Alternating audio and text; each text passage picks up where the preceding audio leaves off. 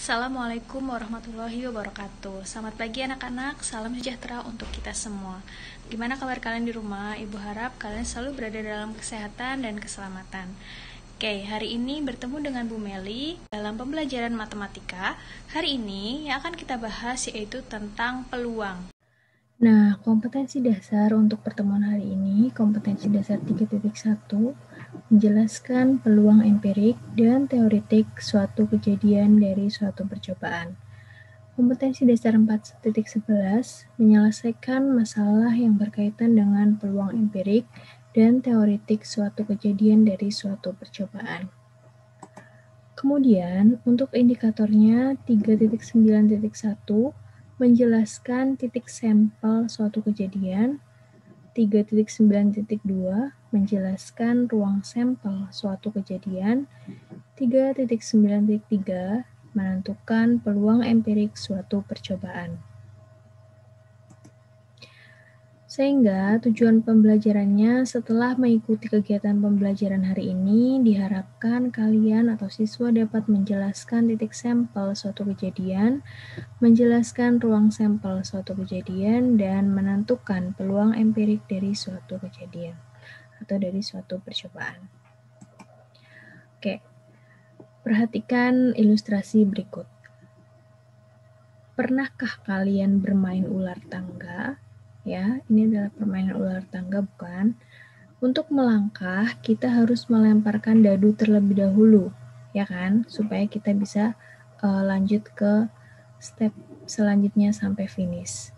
Seberapa jauh kita melangkah itu tergantung pada mata dadu yang muncul, ya. Kemudian, apa sih hubungannya permainan ini dengan materi yang akan kita pelajari hari ini? Ya, sama nih dengan dua sisi koin. Pernahkah kalian melemparkan sebuah koin? Ya, hasil pelemparan yang mungkin terjadi itu adalah munculnya salah satu sisi koin. Yang pertama yaitu berupa angka dan atau berupa gambar. Ya, jadi ada dua buah sisi koin apabila kalian melemparkannya. Nah, hubungannya apa tadi ular tangga dengan dua sisi koin ini, ya? Pelemparan dadu dengan pelemparan koin. Apa hubungannya, ya? Nah, ternyata ini erat hubungannya dengan yang namanya peluang. Ya, peluang adalah suatu topik dalam matematika yang mempelajari kemungkinan dari suatu kejadian. Ini yang akan kita bahas atau kita pelajari hari ini ya. Di antaranya nanti kita akan bahas tentang ruang sampel, titik sampel, dan peluang empirik. Oke. Ruang sampel. Ruang sampel adalah himpunan semua hasil yang mungkin diperoleh dari suatu percobaan. Dalam menulis, membuat, atau menghitung dari ruang sampel ini, kita bisa memakai berbagai macam cara. Contohnya yang pertama yaitu dengan cara mendaftar, kemudian membuat tabel, menggunakan diagram Kartesius, dan menggunakan atau membuat diagram pohon. Contoh dari kita mencari atau menentukan ruang sampel yang akan kita pelajari, ya. Yang pertama yaitu pada percobaan pelemparan sebuah dadu. Hasil percobaan yang mungkin terjadi itu adalah munculnya salah satu sisi dadu yang menunjukkan angka 1, 2, 3, 4, 5, atau 6. Ya. Maka ruang sampel dari percobaan tersebut, ya, ruang sampel kita singkat atau kita tulis dengan S. Ya, S sama dengan himpunan dari anggotanya 1, 2, 3, 4, 5, dan 6. Ini adalah hasil atau percobaan yang mungkin terjadi apabila kita melemparkan sebuah dadu. Kemudian contoh yang kedua, pada percobaan pelemparan sebuah koin. Hasil percobaan yang mungkin terjadi itu adalah munculnya salah satu sisi koin berupa angka, kita singkat dengan A, atau berupa gambar, kita simbolkan dengan G. Maka ruang sampel dari percobaan tersebut itu ada dua, yaitu S sama dengan himpunan anggotanya A dan G, di mana A itu adalah angka dan G adalah gambar. Oke. Kemudian titik sampel. Titik sampel adalah setiap anggota yang terdapat pada ruang sampel. Ya. Banyak anggota atau titik sampel dari suatu ruang sampel itu dinyatakan dengan NS. Contoh, pada percobaan pelemparan sebuah dadu tadi, diketahui bahwa ruang sampel dari percobaan tersebut yaitu S sama dengan himpunannya 1, 2, 3, 4, 5, dan 6. Maka titik sampel pada percobaan tersebut ya semua anggota yang terdapat pada ruang sampel ini, yaitu 1, 2, 3, 4, 5, dan 6. Maka banyaknya titik sampel atau NS itu ada 6. 1, 2, 3, 4, 5, 6. Paham ya? Oke, next, contoh yang kedua. Pada pelemparan sebuah koin. Seperti contoh tadi, diketahui bahwa ruang sampel dari percobaan tersebut S sama dengan himpunan yang anggotanya A dan G. Maka titik sampelnya yaitu semua anggota yang ada di himpunan sampel atau ruang sampel ini, yaitu A dan G. Maka banyaknya titik sampel itu ada 2 buah. NS sama dengan 2. Selanjutnya yaitu kejadian atau disingkat dengan K. Kejadian merupakan himpunan bagian dari ruang sampel atau bagian dari hasil percobaan yang diinginkan. Banyak anggota titik sampel kejadian K itu dinyatakan dengan NK. Contohnya, pada pelemparan sebuah dadu dengan ruang sampel S sama dengan 1, 2, 3, 4, 5, 6, maka jika kejadian A itu adalah kejadian munculnya mata dadu kurang dari 3, maka A sama dengan ya yang kurang dari 3, bilangannya ada 1 dan 2. Maka NA itu adalah 2.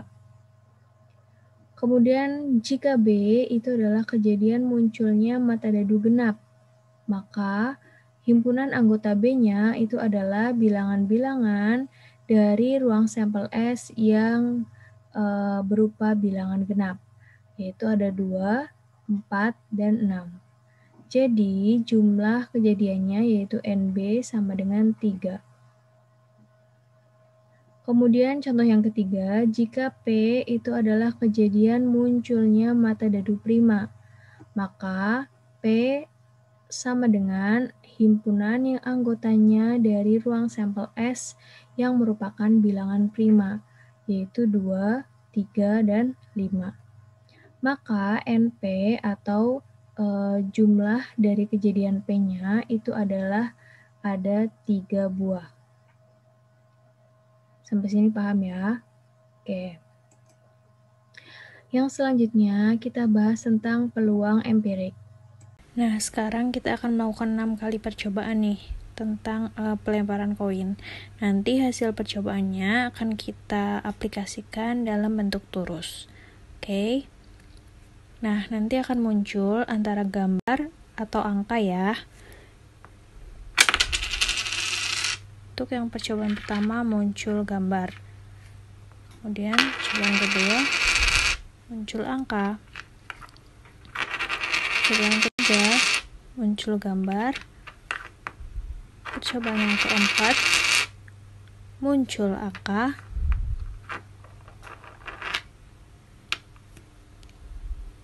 Percobaan yang kelima muncul angka. Dan percobaan yang keenam muncul gambar.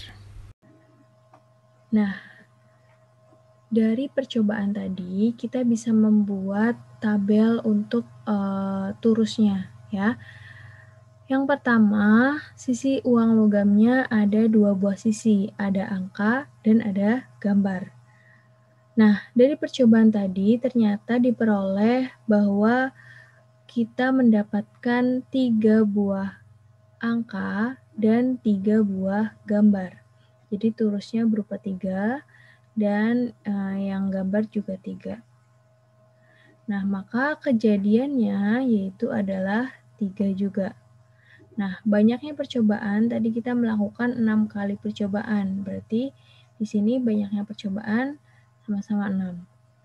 Nah, maka nilai peluangnya yaitu NA per NM. NA-nya adalah 3 dan NM-nya adalah 6. Jadi 3 per 6 sama dengan 1 per 2.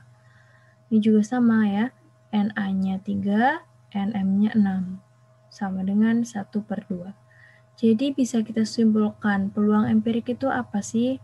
Peluang empirik adalah peluang munculnya sebuah kejadian yang kita harapkan terhadap banyaknya percobaan yang kita lakukan.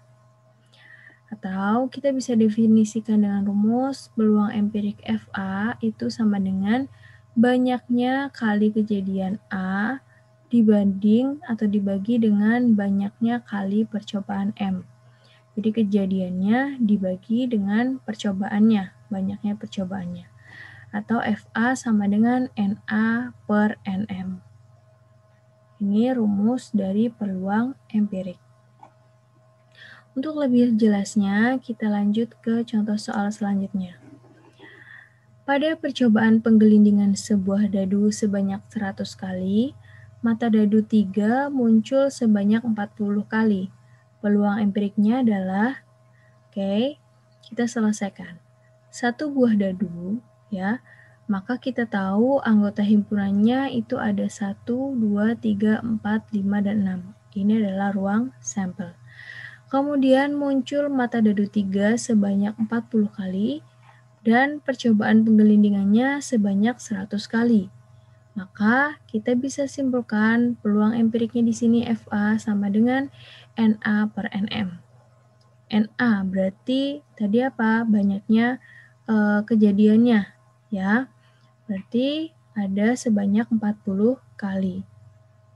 Kemudian NM-nya banyaknya percobaannya ada 100 kali. Jadi 40 dibagi 100 ya, sama-sama kita bagi 10, 4 per 10. Kita bisa sederhanakan lagi, sama-sama dibagi 2, 4 bagi 2, 2, 10 dibagi 2, 5. Jadi peluang empirik dari percobaan penggelindingan sebuah dadu sebanyak 100 kali tersebut itu terdapat 2 per 5. Peluang empiriknya. Oke. Next. Prediksi permainan sepak bola. Pernahkah kalian memprediksi pemenang dari suatu pertandingan sepak bola? Pasti pernah dong. Misalkan ada pertandingan antara Indonesia dan Malaysia. Nah, biasanya sebelum pertandingan dimulai atau ketika pertandingan dimulai, kalian atau kita kan sering memprediksi ya, kira-kira siapa sih yang akan jadi pemenangnya pada pertandingan kali ini ya. Nah, kira-kira bagaimana sih cara kalian memprediksi tim yang akan keluar sebagai pemenang itu? Bagaimana caranya? Nah, kita bisa menggunakan si peluang empirik tadi. Oke, contohnya di sini tim A ya, ada 2 buah tim, yaitu tim A dan tim B, di mana mereka sudah bertanding sebanyak 20 kali. Ya. Nah, selama 20 kali itu diperoleh bagan pertandingan di mana perolehan skor menang, kalah, dan seri dari tim A dan tim B. Untuk tim A menang 12 kali, kalah 6 kali, dan seri 2 kali. Tim B menang 6 kali, kalah 12 kali, dan seri 2 kali. Nah, kira-kira siapa nih ya tim yang akan unggul pada pertandingan kali ini? Kita bisa gunakan peluang empirik tadi. Ya. Oke. Peluang tim menang tim A dan peluang menang dari tim B. Nah, peluang menang dari tim A kita hitung dulu nih ya. Itu diperoleh dari jumlah kemenangan tim A dibanding dengan seluruh pertandingannya ya, atau kejadiannya dibanding dengan seluruh percobaannya ya. Jadinya di sini menangnya ada 2, kan kita mau cari peluang menang, berarti ya di sini jumlah kemenangan ya. Oke, menangnya sebanyak 12 kali, kemudian seluruh pertandingannya tadi bertanding sebanyak 20 kali. Berarti 12 dibagi 20 ya, kita bagi 4, 3/5. Atau kita desimalkan menjadi 0,6. Kemudian peluang menang dari tim B ya, jumlah kemenangan dari tim B, kemudian dibagi dengan seluruh pertandingannya. Jumlah kemenangannya ada 6, kemudian pertandingannya ada 20 kali. Ya, kita sama-sama bagi dengan 2. 6 bagi 2, 3, 20 bagi 2, 10. 3/10. Kita desimalkan menjadi 0,3.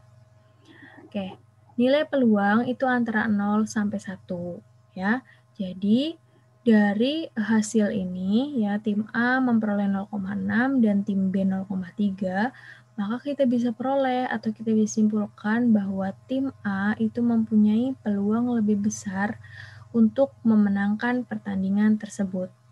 Ya, ini berdasarkan dengan peluang empirik yang kita sudah pelajari. Jadi kita bisa menentukan nih atau bisa memprediksi lah istilahnya siapa sih tim yang akan menang pada pertandingan selanjutnya ya. Caranya dengan ya tadi kita menghitung jumlah kemenangan yang pernah didapatkan kemudian dibagi dengan seluruh pertandingan. Nah, ini bisa kita komparasi atau kita bandingkan dengan 2 tim ya. Oke. Nah, itu tadi yang dapat Ibu sampaikan. Yang pertama tentang ruang sampel, kemudian tentang titik sampel, kejadian, dan kemudian peluang empirik. Selanjutnya, kalian kerjakan tugas yang Ibu sudah buat di Google Form.